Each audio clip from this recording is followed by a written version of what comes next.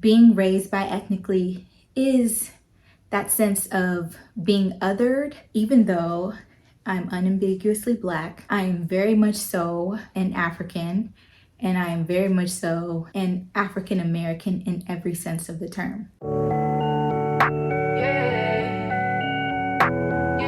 Hey you guys, it's your girl Ivy, aka Aya O. If you know, then you know, and welcome back to my channel. If you don't know, I was raised biethnically. And what I mean by that is I am a first generation American.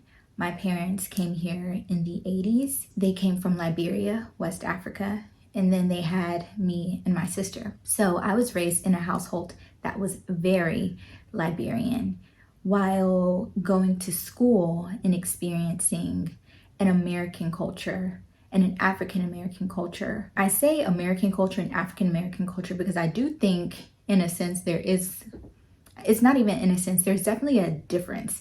If you talk to a white person and talk about their experience living here in America, and you talk to an African American person and talk about their lived experience here in America, it's going to be very different. So I don't even know if I should say tri-ethnic, but I'm gonna say bi-ethnic because I grew up in community with other Liberian family members and friends, while simultaneously being in community with my African American friends and friends who have become like family to me. You hear conversations about biracial experiences, someone who grows up as a child to a white and Black parent, or a Latino and white parent, or Latino and Black, Asian white, and you hear about the struggles that exist being biracial, but you don't often hear about people's experiences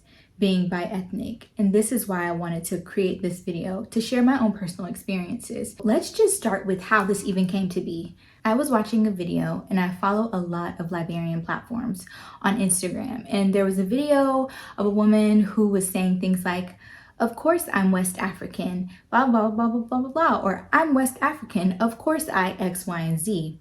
Just like any other video, I looked in the comments. And one of the comments that I saw that was a bit triggering to me was them coming for how she speaks in Liberian English. If you don't know what Liberian English is, it is basically the quote unquote broken English, or the Liberian dialect of English. And it's kind of taken its own shape and kind of become its own language. So we call it Liberian English. This person was criticizing how she was speaking in Liberian English. It triggered me because I stopped pretty early on, maybe it was even high school or college. I stopped speaking in Liberian English, not only because on one hand, a part of my childhood involved me being talked down on, teased, criticized for being West African. But on the other hand, even in my community, not particularly the community that I was raised and grew up in, but when I did get older and interact with people outside of the Liberian community I was raised in, i.e. in college, meeting other Liberians, my Liberianness was constantly questioned. Or I was told just outright I'm not Liberian because I wasn't born there. And it didn't matter that my parents were Liberian, I was American.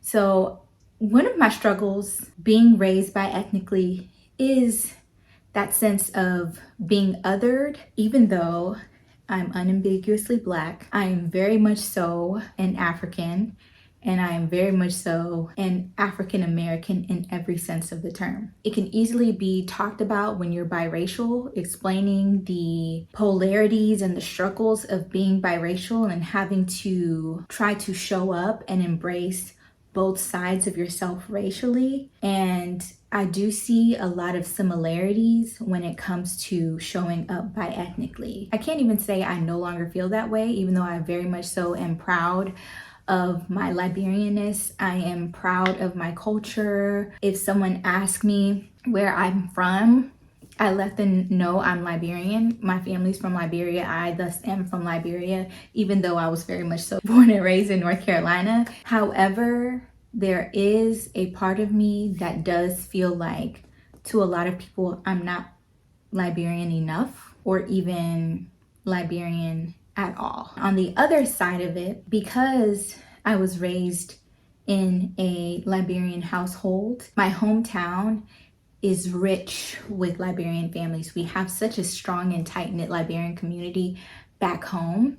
Because I was fully enmeshed in that, when I entered grade school, I was immediately othered when it came to my other Black counterparts, simply because I didn't sound like everyone. I didn't share the same interests, or, I learned a lot entering grade school that I didn't initially have because I was raised in a Liberian household. And I also want to make this very clear before I get too deep into this video that I do not subscribe to the African American versus Africans conversation. I don't ride that wave.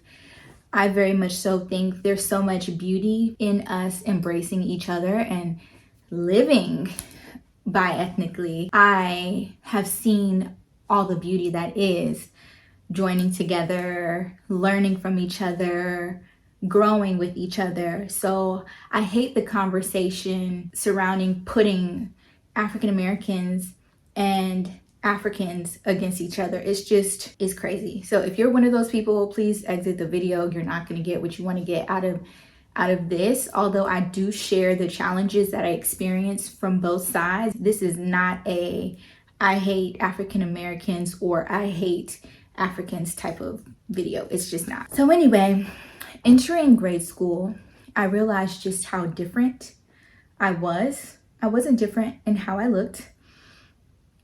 I wasn't even different in how I dressed, but I was very much so different in terms of my accent, in terms of my interests at the time.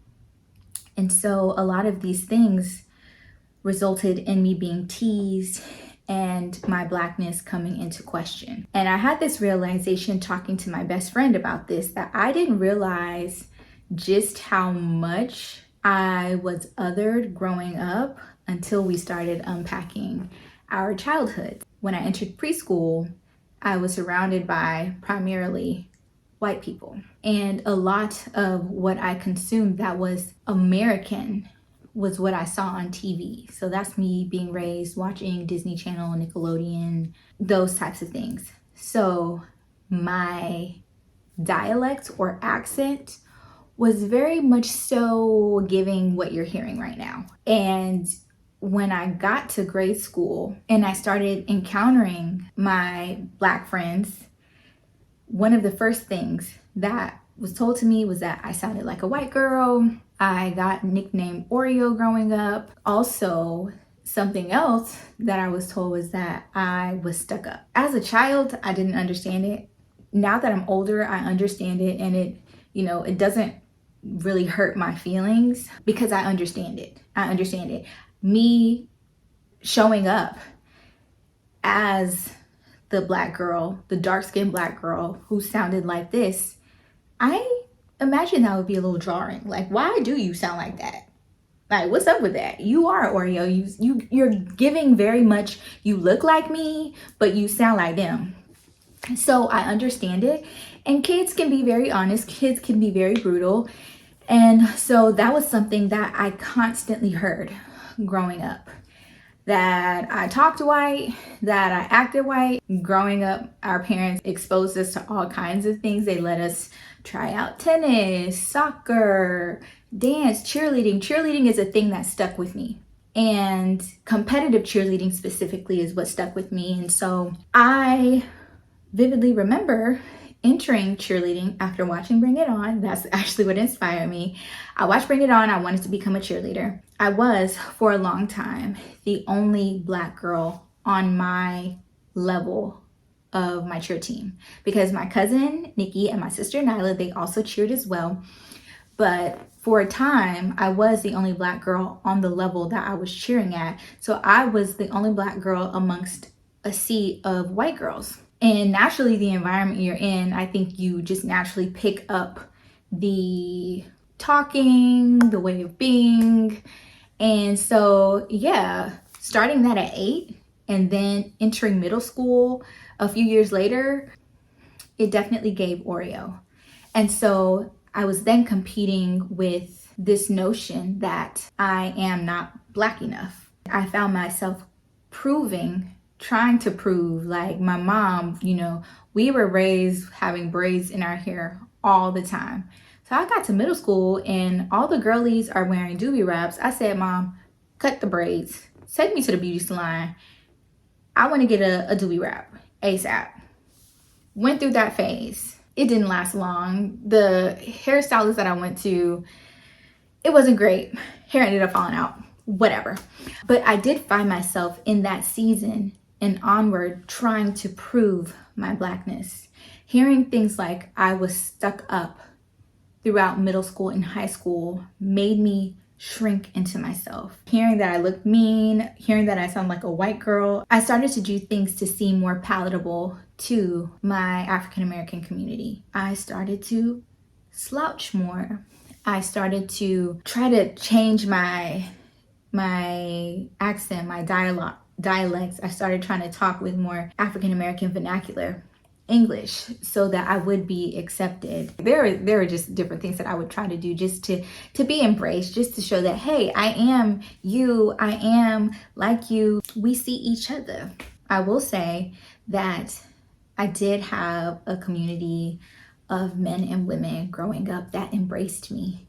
Despite me being the Oreo, despite me being considered weird because I was, different, they still fully embraced me. And they embraced my culture. Like, I remember one of my elementary school friends, Malcolm, I allowed him to try our jollof rice and he loved it. And if you are from my hometown in North Carolina, the African American community there loves the Liberian food because we grew up with each other, and just as much as they exposed us to their culture, we exposed them to our culture. And just as much as we love soul food, they love them some tabagi, some fufu, some casau leaf, some palm butter, some jollof rice, all of that. Okay? And so I love that.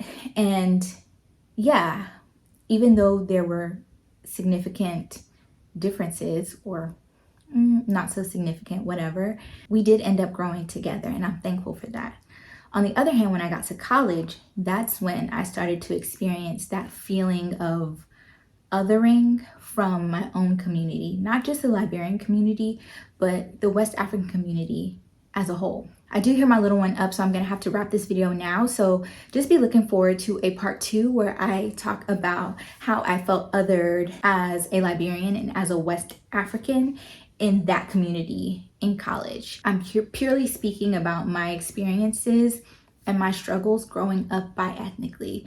There were so many beautiful things that came with me being raised in this way, but there were also challenges. And I just want to highlight this and also give space to those who may be experiencing it or have experienced it, because like I said, it's not something that I feel like we hear about often.